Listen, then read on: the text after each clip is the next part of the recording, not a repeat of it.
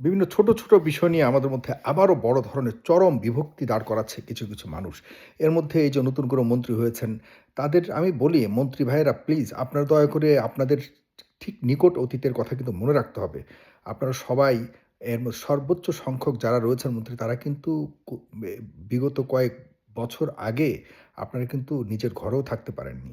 সুতরাং আপনারা ছোট, ছোট বিষয়গুলিকে নিয়ে কেন মানুষের মধ্যে বিভক্তি তৈরি করেন এটি কিন্তু খুবই দুঃখজনক। জয় বাংলা, বাংলাদেশ জিন্দাবাদ, ইনসাফ, তারপর ইনকিলাব জিন্দাবাদ ইত্যাদি, ইত্যাদি বিষয় নিয়ে আপনারা যে আ যেভাবে হুঙ্কার দিচ্ছেন, একটা ছোট্ট বিষয় নিয়ে এটি আসলে মানায় না। আপনারা যেভাবে বিভক্তি তৈরি করছেন সমাজের মধ্যে এবং রাজনৈতিক ভাবে যেভাবে আপনারা আলাদা হতে চাচ্ছেন, এটি নিকট ভবিষ্যতের জন্য আপনার নিকট অতীতকে ভুলে গিয়ে খুব দ্রুত গতিতেই নিজেদের নিকট ভবিষ্যতে একটা হুমকির মুখে ফেলে দিচ্ছেন পুরো দেশকে, জাতিকে এবং বাংলাদেশকে। দেখুন, আমি চাচ্ছিলাম না এসব নিয়ে কথা বলতে। খুব সিম্পল একটা মানে সিলি ম্যাটার মনে হচ্ছে আমার কাছে। যে জনাব ইকবাল হাসান মাহমুদ টুকু তিনি হুট করে বলে দিলেন যে, আ ইনকিলাব জিন্দাবাদ যারা বলবে তারা কোনোভাবে বাংলাদেশের বিষয়ে এই ধরনের স্লোগান দিতে পারবে না। কেন রে ভাই? এই গত ২৪ এর যে আন্দোলন হয়েছে, গণ-অভ্যুত্থান বলুন, বিপ্লব বলুন, যেভাবেই দেখি না কেন, যেটার কারণে আপনি আজকে মন্ত্রী হয়েছেন। আপনি সহকারে আপনার দল আজকে বাংলাদেশের ক্ষমতায় এসছে এই ২৪ এর পরিবর্তনের কারণে এগুলি আপনি নিজেও স্বীকার করেছেন, আপনার দলের প্রত্যেকটা সিনিয়র নেতারা স্বীকার করেছে। আপনি নিজে বহু বছর দেশের বাইরে ছিলেন। জানি না কোন সময় আপনি পুরো এই গত কয়েক বছরের মধ্যে আমি কখনো দেখিনি যে আপনি কোনো একটা বৈপ্লবিক অবস্থান থেকে কখনো কথা বলেছেন, শেখ হাসিনার বিরুদ্ধে কখনো জোরে সোরে কখনো আন্দোলন করেছেন। আমি অন্ততপক্ষে দেখিনি। আর অন্ততপক্ষে গত ১০ বছরে। আপনি দেশের বাইরে ছিলেন, এসেই আপনি কি বলেছেন? স্পষ্টভাবে আপনি চমৎকার একটা মন্তব্য করেছেন যে, আপনি ১৯৭১ সালে যখন আপনি মুক্তিযুদ্ধের পর যখন আপনার অনুভূতিটা হয়েছিল, আপনি নিজেও একজন মুক্তিযোদ্ধা ছিলেন। আপনিও বঙ্গবন্ধুর শেখ কামালের খুব ঘনিষ্ঠ বন্ধু ছিলেন। আপনি তখন বাংলাদেশে আ মুক্তি যখন লাভ করল, তখন আপনি যে অনুভূতি পেয়েছেন, ঠিক সেম অনুভূতি আপনি এই ২০২৪ এর পর বাংলাদেশে ফিরে এসে আপনি একইভাবে পেয়েছেন। কি কারণে আপনি দেশের বাইরে গেছেন? ডেফিনিটলি আপনি দেশে থাকতে পারেননি। কিন্তু বিদেশ থেকে যে কি ধরনের ভূমিকা পালন করেছেন, সেটি দৃশ্যত তেমন কোনো কিছু দেখা যায়নি। তবে হ্যাঁ, বাংলাদেশে আপনি থাকতে পারেননি, যে কারণে বিদেশে চলে গেছেন। এরকম বিদেশে অনেকে চলে গিয়েও কিন্তু থেমে থাকেনি। প্রতিনিয়ত বাংলাদেশের জন্য কাজ করেছে এবং শেখ হাসিনার কাছ থেকে মুক্তি পাবার জন্য সবসময় আ সক্রিয় ছিল। তাদের অনেকের খবরও আপনারা নেন না। কিন্তু আপনারা হঠাৎ করে এসে মন্ত্রী হয়েছেন, ঠিক আছে, যোগ্য আপনারা, আপনারা অবশ্যই অনেক নির্যাতন সয়েছেন। এখন কথা হলো এই ধরনের বক্তব্যগুলির কারণে আপনারা যে এই সমাজে বিশৃঙ্খলা তৈরি করছেন, বিভক্তি তৈরি করছেন, এটির জন্য কিন্তু বড় ধরনের ভবিষ্যতে আপনারা রাজনৈতিকভাবে হুমকির মুখে পড়বেন, এটি আপনারা লিখে রাখুন। ১ আর ২ হলো কি স্লোগান, কি ভাষাগত বিষয়টা নিয়ে ঝগড়া হচ্ছে বা মুখোমুখি অবস্থানের যে আ আ জয় বাংলা, বাংলাদেশ জিন্দাবাদ এবং ইনসাফ, তারপর ইনকিলাব জিন্দাবাদ। প্রত্যেকটা শব্দেরই, প্রত্যেকটা বাক্যের, প্রত্যেকটা এই ভাষার এই বিষয়গুলি স্লোগানের একেকটা ঐতিহ্যবাহী অতীত রয়েছে। এগুলি কোনোটাই বাংলাদেশের নয়। কোনোটাই বাংলাদেশের নয়। আপনারা লিখে রাখুন। এগুলি ইতিহাস বহন করে প্রত্যেকটা ভাষা এবং প্রত্যেকটা ভাষার সাথে বিপ্লব, যুদ্ধ এবং বিশেষ করে গণ-অভ্যুত্থান বলুন, জনগণের জনজাগরণের সাথে প্রত্যেকটা শব্দ মিশে আছে। সুতরাং ২৪ এর সময় আমরা যে যার মতো করে বিভিন্ন ধরনের ভাষাগত বিষয়টাকে আম যদি আমরা এনে নিজেদের আ স্পিরিটটাকে বাড়ানোর জন্য বা নিজেদেরকে আ কি বলা যায় এটাকে, আন্দোলনটাকে আরো বেশি গতিশীল করবার জন্য আমরা যদি কোনো ভাষাগত বিষয়টাকে পুঁজি করে বা এটাকে যদি সঙ্গে নিয়ে আমরা সামনে এগিয়ে গিয়ে থাকি, তো সমস্যাটা কোথায়? ইনকিলাব জিন্দাবাদ। এটি বাংলাদেশের কোনো শব্দ নয়, কোনো ব্যক্তির শব্দ নয়। আই মিন এই বাংলাদেশের কোনো ব্যক্তির শব্দ নয়। এটি ১৯২১ সালের সেই ব্রিটিশ বিরোধী আন্দোলনের সময়। ইন্টারেস্টিং ব্যাপার কি জানেন?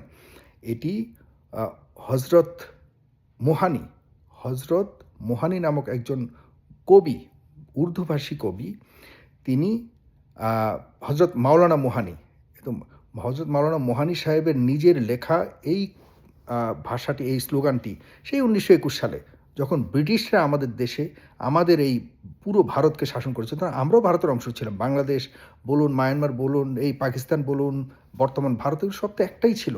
আমরা সবাই তো ব্রিটিশ বিরোধী আন্দোলনে আমাদের পূর্বপুরুষরা আন্দোলন করেছে, যুদ্ধ করেছে। তৎকালীন সময় এই যে ইনকিলাব জিন্দাবাদ এটি আমাদের তৎকালীন সময় ব্রিটিশ বিরোধী আন্দোলনের একটা বড় ধরনের অংশ ছিল। যেন মাওলানা মুহানি সাহেব তিনি তার নিজের স্লোগান এটা লেখা ছিল, তিনি লিখেছেন। আর এটাকে পপুলারাইজ করছে কে? এটাকে কে বেশি মানে জনগণের কাছে তুলে ধরেছিল? এটা ছিল আপনার ভগৎ সিং। ভগৎ সিং আমাদের এই ব্রিটিশ বিরোধী আন্দোলনের অন্যতম একজন মুক্তিযোদ্ধা। মাওলানা মুহানি সাহেবও একজন অন্যতম মুক্তিযোদ্ধা ছিলেন।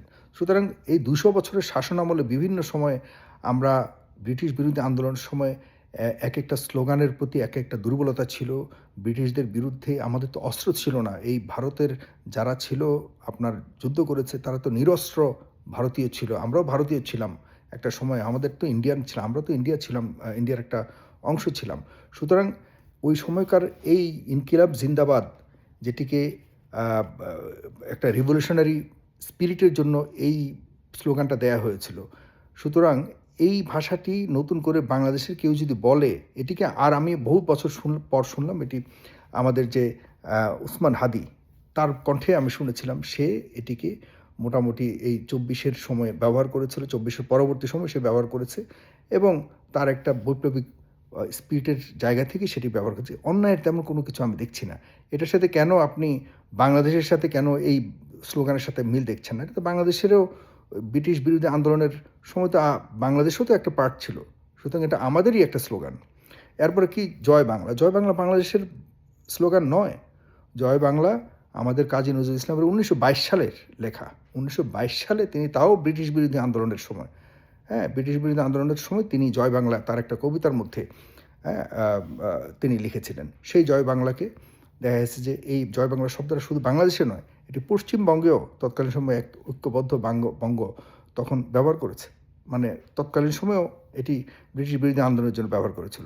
এটিকে এখন দেখা যাচ্ছে আওয়ামী লীগ ব্যবহার করে তার মতো করে। আমরা এটিকে পছন্দ করি না। কেন ভাই? এটাকে আওয়ামী লীগের বাপের সম্পদ। আওয়ামী লীগের জন্মের বহু আগেই এই জয় বাংলার জন্ম। কেন এটাকে আমরা ইয়ে করব, একজনের কাছে ঠেলে দিব? আমরা এটা কেউ বলতে পারবো না। ব্যাপারটা এরকম। বাংলাদেশ জিন্দাবাদ, বাংলাদেশ জিন্দাবাদ, এখন বিএনপি এটাকে বাংলাদেশ জিন্দাবাদ তো বাংলাদেশের শব্দ নয়। বাংলাদেশ জিন্দাবাদ এটাকে বিএনপি ওন করে, কিন্তু এটা কাদের শব্দ? এই স্লোগান কখনকার? এটি পাকিস্তান আমলের। এটিও বাংলাদেশের আমলের নয়। পাকিস্তান জিন্দাবাদ বলা হতো। পরবর্তীতে এই যে ১৯৬৯ সালে ৭০ সালের দিকে মাওলানা ভাসানী সাহেব প্রথম বাংলাদেশ মানে পশ্চিম পাকিস্তান জিন্দাবাদ হ্যাঁ বলেছিলেন। তো এই বিষয়গুলি তো আমাদের কি ভাবতে হবে। কোনো কিছুই আমাদের নিজস্ব নয়। আমরা এনে এগুলিকে আমাদের নিজস্ব সম্পদ তৈরি করে এবং নিজেদের মধ্যে একটা বড় ধরনের ঝামেলা তৈরি করছি। করে কি করছি আমরা? আমরা নিজেদের মধ্যে একটা দেয়াল তৈরি করছি। কেন রে ভাই? আমাদের দেয়াল তৈরি করে কার ক্ষতিটা হচ্ছে? লাভটা কার হচ্ছে? লাভটা হচ্ছে যারা আমাদের এই রুল কি ডিভাইড অ্যান্ড রুল তৈরি করে একটা নিজেদের অবৈধভাবে আমাদের ভিতরে ঢুকবার এবং আমাদের মধ্যে একটা বড় ধরনের বিভেদ তৈরি করবার চেষ্টা করে যাচ্ছে, তাদের জন্যই এটি এখন প্রযোজ্য এবং তারাই এটি করে যাচ্ছে এবং তারা সফল হচ্ছে।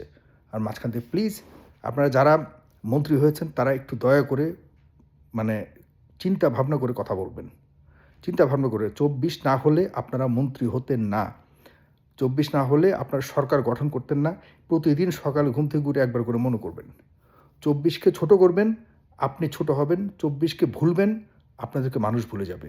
২৪কে হেয় করবেন, আপনি হেয় প্রতিপন্ন হবেন এবং এর জের কত ভয়ঙ্কর হবে চিন্তাও করতে পারবেন না। সুতরাং ১৯৭১ সালের হয়তো আমাদের জন্ম হয়নি, বা আমাদের এই ২৪-এর যারা যুদ্ধ করেছে বা আন্দোলন করেছে তাদের জন্ম হয়নি। আপনাদের যারা জন্ম হয়েছে ৭১-এর, আপনার ৭১কে ধরে রাখতে পারেননি, ৭১কে ধারণ করতে পারেননি।